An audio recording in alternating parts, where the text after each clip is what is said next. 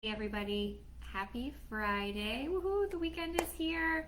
It is Good Feeling Friday, and I just wanted to share a small win that I'm celebrating with one of my program clients this week. I love getting messages and emails to hear about progress from people through in my programs all week long, and I just want to help you have a good start to your weekend with a little bit of motivation. Because for me, this is what it's all about. So here's the one that I got earlier this week, just one of many. So it says, hi there, wanted to let you know that on Saturday and Sunday, we went on family hikes. Today I went for a walk around the block on my lunch break. Thanks so much, have a great day. So 3 sentences here. So let me give you a little context here. So I've been working with this client on getting an exercise routine set up and established as part of her weight loss plan. And with this client's hectic schedule and young family, this has really been a challenge. And what was really important for her to do is probably usable information for you as well. So there are 3 things that we really focused on the past couple of weeks. So number 1 is planning time despite the busyness that she was feeling. So many times, especially as parents, we feel busy and say that there's no time to do something. But when we really look at it, we can potentially find the time. And what we do find, and I have seen this in myself as well, is sometimes I just feel overwhelmed, and not that there isn't enough time, but just that I feel like there's so much to do that it's hard to plan it and actually make logical choices when you're feeling that way. So for the past few weeks, this client and I have looked at her schedule on a weekly basis. We found some opportunities for her to fit in even just small 10-15 minute walks on her lunch break and things like that. We found that basically the time did exist, right? And so this started a few weeks ago, maybe a month ago now. So it did take her a few weeks to implement this, and that's really because she had a hard time accepting that she's not quite as busy, she's not so time constrained as she thought.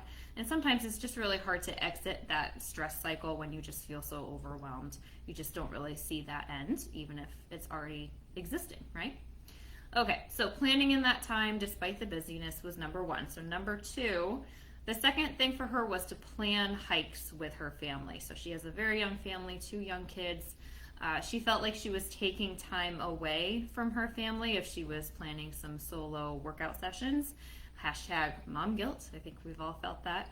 And simply making time between weekend festivities and planning for the week and all of that was just really challenging for her. And like, she's my spirit animal on that, because that is me every weekend. I just like try to cram all this stuff in, right?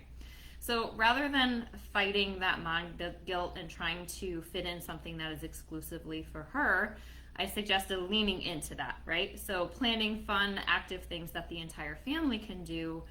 It was still getting that workout in, may actually be a little bit more fun, and eliminates that possibility of mom guilt because you're all together, right? It's nice having that solo time as well if you can fit that in. But when it comes to something like this, it feels better to do it as a family at times too. All right, so for her, we worked on the schedule, we planned hikes that were congruent with family time and all that. And last, we made the schedule flexible. So rather than saying something like, okay, I'm going to exercise Monday, Wednesday, Friday, this is when you have to do it, that doesn't always work. Having a plan B is really important. So having the structure of saying you're gonna do something 3 or 4 times a week and really planning out the most opportune times to do that is a skill that I teach, but it's important to have that flexibility, because number 1, if you cannot do that for whatever reason, and with this client here, you got a young family, kids get sick, things need to adjust, it can be really hard to stick to that schedule as is, and it just creates guilt when you actually do have to skip something for a legitimate reason. So having that flexibility allowed her to say, okay, well, I couldn't do it on Monday as planned, but at least I can go for a walk on my lunch break on Tuesday. And just sort of adjusting and fitting in what you can. It's still allowing something to be happening in your life, but it may not be quite as you planned, right? So having a plan B is better than no plan at all, right?